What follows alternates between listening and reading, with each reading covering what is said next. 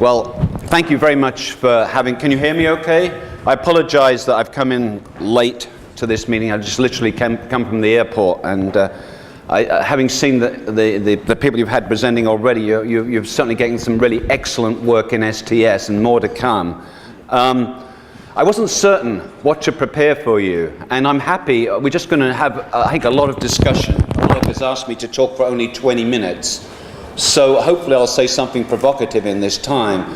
But for me, the big character of this field of STS, its characteristic, is that it's dominated by empirical studies. And throughout my life in this field, I've done one study after another.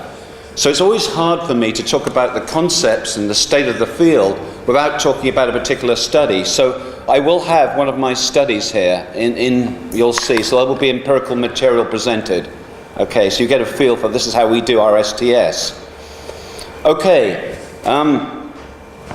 these are the big questions of what I call technology studies. And just a little bit of history here. A lot of people in this room here, Steve Woolgar, Andy Pickering and myself, started off in the field of what you might call pure science studies, looking at science as an endeavor, practice in science. Steve Woolgar famously at scientific laboratories, Andy Pickering and myself at controversies in science. And that was in the early part of my career. And the approach I developed in the sociology of technology, the social construction of technology, moved over some of those ideas developed in the sociology of scientific knowledge into the field of technology. And this is how I frame now the big questions of this field of technology studies, which is how does culture and society and technology interact? And in the old days, this was framed as the impact of technology on society, but now we're looking for relationships both ways. How culture and society gets into the black box of technology. A dominant theme in this field, and I think this case study will have something to say, what leads to the acceptance of new technological innovations? That's something that traditionally economists have looked at, but I think work in the social construction of technology has something to say to this. A particular case I'm going to look at, which is of a new electronic music technology, led to a whole new market. These devices hadn't been sold before, they had to be sold in new ways, and a new market developed. So it can also throw insight into how markets develop.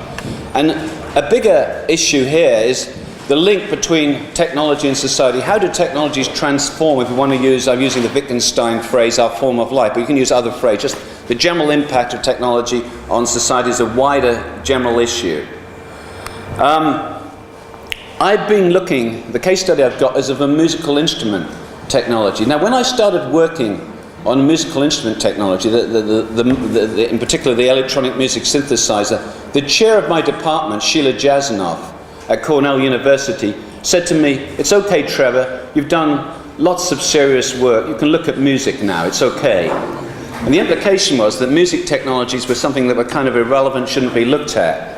Now, the insight I have, if there is one, into looking at musical instruments is to think about musical instruments actually as technologies. And there's a quote from the main guy, the sort of grandfather of the electronic music synthesizer, Robert Moog, from my book on this subject, came out in 2002 with Harvard University Press, called Analog Days.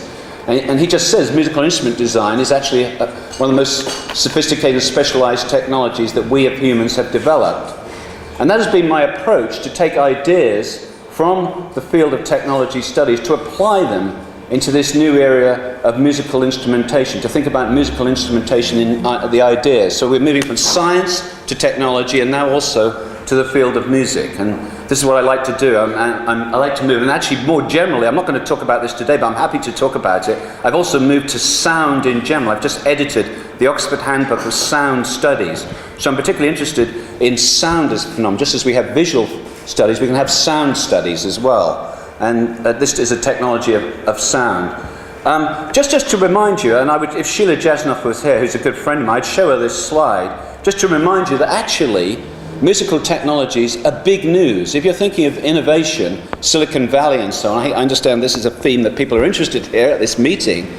This was Stanford University's second biggest patent ever, until gene splicing is their biggest patent ever. This is still their second biggest patent, is for a form of frequency modulated synthesis that's the guts of the DX7 synthesizer licensed to Yamaha. back in 1985. So just to remind you, there's a lot of money at stake with these sorts of technologies. Okay. So they're not just irrelevant, they're a pleasure technology. I think it's interesting because of that, but they are really important economic drivers as well. And if you just think about this as well, by the way, every cell phone that you have has a form of synthesizer embedded in it, has a music synthesizer embedded in your cell phones. We know that cell phones are one of the most ubiquitous technologies on the planet, again, just to show you the spread of it. Here's something interesting as well. They give the Grammys in America as a big thing for musicians. You know, Bob Dylan gets Grammy and so on. But they actually have technical Grammys. And the guy who invented the synthesizer, Robert Moog, in 2002, got it for his invention called the Mini Moog synthesizer. And Steve Jobs also went up to receive his at the same time. So when you start to think of people like Steve Jobs as a classic innovator, and if you think of the instruments that he's developed, just think of the iPod. It's a form of musical technology. How this is, one of the things technologies that transformed Apple as a company to be one of the wealthiest companies in the world in terms of valuation. This is the guy, Robert Moog, who's the inventor of this technology. There's a picture of him. He died in 2005.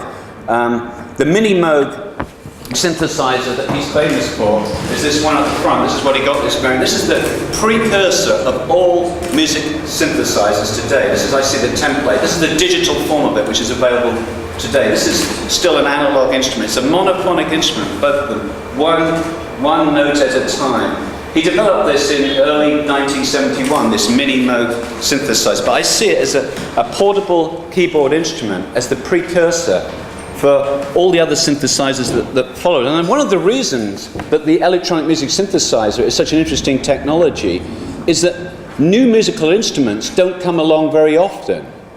But you can buy synthesizers in music stores. It's one of the few new instruments. In fact, if you look back for the history of musical instruments, you see the electric guitar in the 20th century, but that's the application of electricity to the guitar. I think it's more interesting than that because Jimi Hendrix took the guitar in new directions and new sorts of sounds of feedback. But you have to go back for the next major instrument to Adolph Sax in 1840. And Adolph Sax produced the saxophone, which he designed for marching bands. And that instrument only took off in the 1930s with the development of jazz. So it's already telling you something about the innovation of new musical instruments, that something else has to happen in the culture for them to take off. And the thing that happens in the culture is a new music, jazz, takes off in the 1930s, leads to the saxophone getting established as an instrument. And Moog has a similar story. There's a new genre of music, psychedelic music, which is perfect for the Moog synthesizer, which develops in the 1960s. And it's it's the music and the technology together that are really important in this story. Those are the big Moog synthesizers. He first developed these outside my university, Ithaca, New York, Cornell, in 1966. They're like huge, they were gigantic. So they've become much more smaller now to have them in your cell phone. These were like old telephone exchanges, so they have sources of sound. You control these with these old patch wires, and he put a keyboard on it early on. This keyboard was very fortuitous for the direction of the technology. I did this study, by the way, interviewing people. This is a classic method in STS, going around interviewing people. I interviewed engineers and musicians from that period. This guy's name is Don Preston, who played synthesizer with Frank Zappa and the Mothers of Invention. Sometimes I add a pop-up quiz when I'm introducing this topic to say, what's the link between this and one of the most popular rock songs of all time, Smoke on the Water by Deep Purple, which if you ever played guitar hero.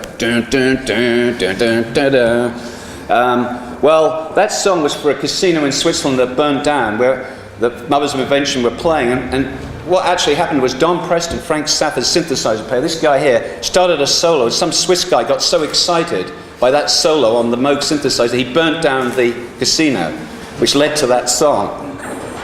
That's the link to Smoke on the Water. Just interesting in terms of sound and how weird this was. This, not only is it a new technology coming into being, but you have a new soundscape. And I asked Moog, what was the sound like? And here's just a quote from him. Just to give you, I like to give quotes because you can get a feel. We talked to these people. The door was open. We didn't have air conditioning, anything like that. It was late spring. People would walk by in there. They'd hear something. They'd stand there. They'd listen. They'd shake their heads, they'd listen again. What is this weird shit coming out of the basement? And this weird shit are the first sounds of the electronic music synthesizer. And you have to have new words to describe this. People had only been exposed to then by the sound of a Russian instrument, the theremin used in Hollywood, played without touching, an amazing instrument. And maybe they would have heard the work of John Cage, something like that, or Stockhausen. But most people hadn't heard electronic sounds back then. Now we're totally saturated with them. Now, in the social construction of technology, we have this thing which we took over from the sociology of science called interpretive flexibility. That in terms of science, that was that experimental results could be given different meanings, different interpretations. We call this a moment of interpretive flexibility. We have the same thing in the sociology, social construction of technology, that you have a moment of choice in the technology, two different meanings of the technology. When I started this research, I quickly found there was another synthesizer manufacturer on the West Coast, Don Buchler, who had a very different vision of electronic music synthesizers. His was still modular, the technology's voltage controls its transistors, but he rejected having the standard keyboard. He was influenced by theories like John Cage would talk about music, sweeps of sounds. We've got this new form of technology. Why be stymied by the conventional interface? And we know from the history of technology, sociology of technology, interfaces are really important. It's very conservative. The interface of the mouse is an incredible new way of interacting with a computer. The whole story of how the mouse was developed is a really interesting case study. So Buchler thought, why should we be stuck with keyboards? Let's think of these weird buttons here you could push, and they would produce different voltages. And you couldn't play in any conventional keys at all with this instrument. So there's these two rival visions, different aesthetic things built into them, different technologies. They have different forms of standards, as we'll get to in a moment, built into them. So you have this moment of interpretive flexibility. So the project in the social constructive technology, a very typical one, is to map out how you get closure or stabilization. And in this case, the Moog way of doing things with the keyboard becomes the dominant one, and Buchler becomes a niche market. Buchler's still out there with his weird synthesizers. Madonna bought one a couple of years ago. So they're very expensive. They're still used by performers, but it's not the dominant form that this technology took. If you like, you can think of this, another term that I think is useful to think as a path dependence starts to build towards built-in keyboard synthesizers. This is Robert Moog. He's a classic 50s engineer. He's always been identified by the pen protector. He's a real 50s guy. And this is a photograph from his early Trumansburg studio where they're developing these synthesizers. There's always keyboards in the photographs. So I asked him, why are keyboards there? And he says this, keyboards are always there. Whenever someone wants to take a picture for some reason or other, it looks good if you're playing a keyboard. People understand that then you're making music, Without it, you could be tuning in Russia. Height of the Cold War, remember. So it's an obvious point that having the keyboard there makes it much more like a musical instrument. Moog's salesmen told him, the salespeople are really important as intermediaries here between the users and the producers, told them, stay with the keyboard, Bob, because most musicians have got some feel for a keyboard, even if it's monophonic. Closure, thank you. So you have this moment of interpretive flexibility, then you have closure. That's the way we think. In very simple terms, the synthesizer over time became a keyboard instrument used by all sorts of musicians. This is the vision, the path dependency that's developed around a keyboard instrument. And Moog became the dominant design and Buchler relegated to this niche market. Now I want to talk about the role of users in this. This is an example. Bob Moog was very interested in what the users had to say about his keyboard. I'll get back to that slide in a second. First of all, I just want to talk about another feature. I'll get back to users in a moment. Standardization and ease of use. This technology is voltage control. That means you have these sources of sound called oscillators, and you say an oscillator is producing something like a sine wave. If you can feed that oscillator into another oscillator, you can produce something called frequency modulation. The oscillator, the other oscillator, the pitch of it will change, the frequency of it will change according to that voltage coming in. That's what voltage control is about.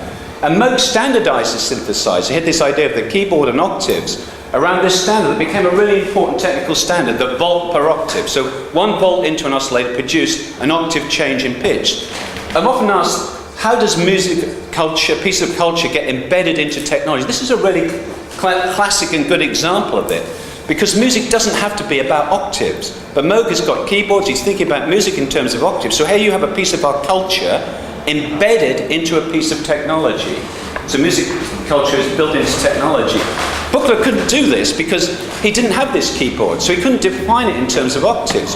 All the other synthesizers companies from that period onwards, well, this was the dominant technology, adopted this standard. So you see again the role of a standard how culture gets embedded in the technology, in particular standard, forming that, if you like, path dependency. Here's the bit about users. That other slide was out of order. Moog, he learned from his users. So when he had a synthesizer, he went down to New York City where most of his customers were. We're very interested in the social construction of technology, in the role of users. Where there's been work on how users can reappropriate technology, how they're sources of design. Moog was very aware of this. He'd install a synthesizer. So that previous slide, a thing called portamento, this sliding between keys, he got when he installed the synthesizer in a musician, Wendy Carlos' studio in New York. He brought musicians to his factory and learned from them. He'd offer them pieces of equipment. It's like a laboratory. He could learn from them. And he'd watch how they use it. He employed studio musicians. And he actually thought about cultivating the market with a magazine called Electronic Music Review, which later becomes Keyboard Magazine, for cultivating this new field of electronic music. Record reviews, things like this, as the records start to develop. Now, it wasn't that Moog did this as a business strategy. This is how he saw it. Another quote: all the people I did business in the early days remain collaborators, friends, customers. They've been very valuable to me. So he sees it just as this is what he's doing. No, it's not that it's like my business strategy is to cultivate users. That's our way of putting it in terms of the sociology of technology. But he kind of did it almost naturally, fell into it, hang out with these people. It's not clear who the users are going to be. This is another important thing with new technologies. You get new uses. So here's a new use. It starts to be used for advertisements. Coffee, a famous coffee one. Coke. Sometimes when I have longer, I play a beer commercial. It was used for. So the sound of the Moog is used in advertising material. It starts to be used in movies. Star Wars, all the special effects for that famous movie Star Wars were done with a synthesizer. So this is the first use of synthesizers in movies. So you have new parts of culture where synthesizers are starting to spread into. That's Eric Sidey, one of the first customers, Moog's second ever customer, who made a famous Coke advert with it. The psychedelic, the music, we're going to get to that. That was a really important part of it. The Buchla was working in the middle of San Francisco, and this is a famous psychedelic festival called the Trips Festival from 1966. Steve Jobs was at this festival. This is where the counterculture eventually is going to lead to cyberculture. There's a very nice book on this by Fred Turner. And Buchla's synthesizer was right at the heart of this counterculture. The Grateful Dead, other bands like that were playing there. Thank you. Monterey Pops, another famous, this is where the tie-in between psychedelic music and the Moog synthesizer becomes established. You've probably seen this movie, Monterey Pops, you know, Jimi Hendrix burning his guitar, Janis Joplin's there, many classic bands. And these groups, various things were happening in the culture. These Moog synthesizers at this stage were very expensive. They're about the price of a small house. Monterey is where the recording industry, so you have a big industry, which was flush with money back then, discovers the psychedelic sound coming out of San Francisco and offers huge record advances. These are the days you could get record advances to these musicians. So they could afford to buy these Moog synthesizers. Moog had 2 salesmen set up at Monterey in a tent with amazing sounds, and these musicians like Jim Morrison from The Doors, the Beatles representatives were there, would put these headphones on. They were also, by the way, stoned out of their minds, so the whole technology of drugs is another important part of this story. And they say, wow, we've got to have this sort of music on our next album. We've got to have this sound, these psychedelic washes of sound. So this was famously used by the Beatles in one of the most popular songs ever by the Beatles. You can see there's Paul McCartney. All the Beatles could play the Moog synthesizer, used on Abbey Road. A song called Here Comes the Sun has got 5 pieces of Moog synthesizer. If we had more time, I'd play and we could identify and listen. So it's this, remember, psychedelia was interested in new instruments, washes of sound, spacey sound. There's another classic group who used all Tonto's Expanding Headband from that period. Then the Moog starts to be taken off for all sorts of music. This is one of the best-selling Bach records ever, all done on the Moog. If you look in your parents' vinyl record collection, you might just find this record, Switched On Bach. You have it. Yeah, it's a classic. Bach is done by it. And then you have others like Switched On Nashville, Switched On Bacharach, more Switched On Bacharach, and of course Christmas records. So the Moog starts to be used for all sorts of genres of music. That's what, just a picture of Moog's factory. He used women, workers mainly. I'll skip this, but there's a difference between Buchla's part of the counterculture, is very influenced by the drug culture. Moog is a 50s engineer, so they have these clash almost of these 2 people in these different place as well, which makes the story even more interesting for me. Then Moog in 1970 he and his engineers produced this mini Moog. So this is a black boxed, if you like, hardwired, those big patch wires. It's much cheaper as well. Rock groups could start to afford to buy this synthesizer.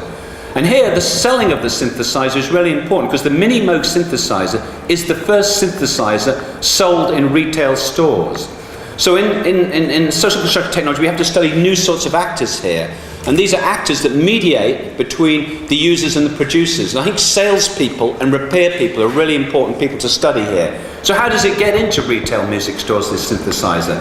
Well, so this guy here, it's in my book, we haven't got much time. He's a TV evangelist, a former TV evangelist, who hears the sound of the Moog synthesizer and decides to take it on synthesizers on the road. He first ties up with a guy, he's a friend with Glenn Bell, who owns Taco Bell, and this is the same time that Taco Bell is spreading into America. So there's a link between the Moog synthesizer and Taco Bell. The two link up together. Fascinating thing. But here's another really interesting aspect of this. Vancouver establishes off the coast of Florida on a man-made island, an island of, he calls it an island of electronicus. And this is like a laboratory for studying users. That's how I put it in terms of the sociology of technology. He'd invite people to come there. He had the very first mini Moogs, and he'd see how young people, young rock musicians, would start to use this instrument. And he'd learn from that how he could sell these instruments to them. And basically, to cut a long story short, he establishes in a classic way, here's a Cadillac, here's 6 mini Moogs, and he starts to establish a network of synthesizer sales around America. He drives around, establishes it, and he has a particularly interesting way of doing this because no one wants to sell a mini Moog synthesizer. It looks way too complicated, this technology. So he has to think of a way of demonstrating that it can actually, they're customers for this thing. It's like, imagine the violin, the first time, you've got no repertoire of music for the violin. And you bring it to a music store and say, I want to sell this thing. Well, it's going to sound like squeaky, it's hard to play. So you have to learn how to play. It's an interesting thing for a new instrument. How do you establish that you can even sell it? So he goes to the clubs, finds musicians, young musicians who can buy this. He works on the loan papers, identifies the girlfriend or the mother who might be able to sign up on this, because the guys themselves don't have enough money. Has the loan papers, takes them to the store and gives a new form of demonstration, demonstrates to the owner of the store, here is your first customer. And he did this in many, many different stores in America. So this is how the synthesizers get into retail music stores. 1 minute left, this is fine. So how does this new innovation, what does it require? It's a very complicated story. I wasn't able actually to tell you about this, but we didn't have time, but it involved new collaborations. Moog was an engineer, and he had to collaborate with musicians. So it's a new form of collaboration required. It requires this wider social movement, the psychedelia, to take off. This is an important part of it. That psychedelic explosion had happened, we probably wouldn't have that Moog synthesizer. New musical genres, psychedelic rock, later something called progressive rock, which is associated with that mini Moog. People like Emerson, Lake and Palmer, Rick Wakeman, people like this. Standardization and ease of use is important. Familiar interfaces. The salespeople keep telling me, you've got to keep it a familiar interface. That booklet interface won't work. Moog has devised new ways to recruit and learn from the users, bringing them to his factory, watching how they actually, the musicians use the equipment. So he's developing the equipment as he watches the users. So new ways to recruit. And then, of course, with the selling of Vancouvering, I can think of Vancouvering. This salesman is basically recruiting new musicians to this new instrument. And then, of course, underlying this story, which I haven't been able to talk much about today, is a whole transformation in the soundscape. So the salesman says the sound of the mini Moog is there, it's everywhere. People can hear it and recognize it. So there's a whole interesting issue of how we attend to sound, how we recognize sound, how we associate sounds with particular instruments and so on. This is another whole sort of huge area that is ripe for, I can answer questions on sound studies. I'll be very happy to talk about that. And I think that's all we've got time for. So let's leave it there. Thanks. Yeah.